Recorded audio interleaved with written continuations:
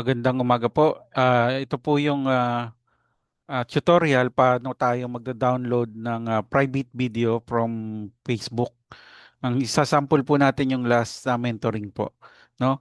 So sa ating pong browser sa Google, type lang po natin download FB video private tapos enter.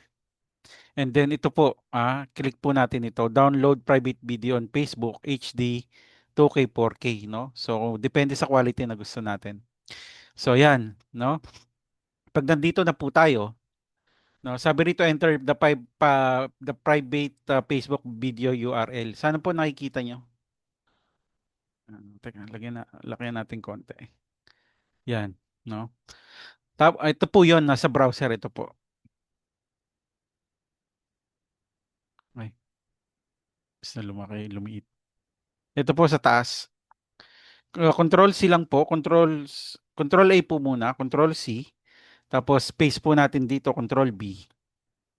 Tapos ano lang po, copy lang natin. Click lang natin. And then sabi rito, copy all the page source data and paste it on into the box below. Then paste the download button. So ito daw po, yung page source nito, paano po natin makukuha? Right click po natin, right click. Ayun po, view page source. Nag-open po 'yan.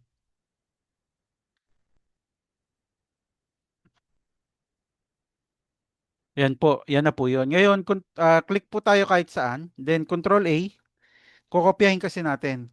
Control C, balik po tayo rito. Ayun, paste all the page source data here. Control B.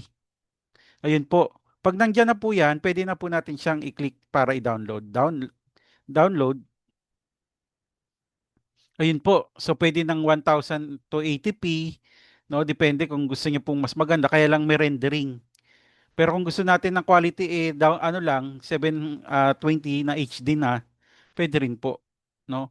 Pero kung meron po kayong video card at mabilis ang net nyo, mas madali lang po itong i-download. Okay po?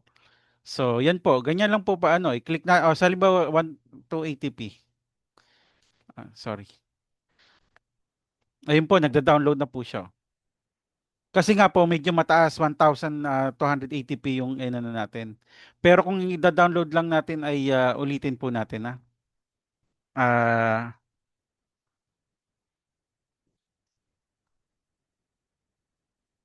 Control C uli. Control B. Copy. Tapos right click, page source. Click tayo sa loob, Control A, Control C, Control B. Download. Yun, pag HD, subukan natin. Ayun po, automatic oh. Mag-download po siya kung saan nyo gusto. No? So,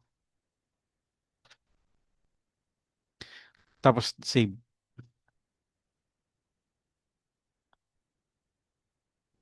Kasi doon sa rendering, mag-aano po kasi siya ida-download niya po muna ng maganda. Pero pagka 780p lang, buksan natin. Sige natin kung magbubukas.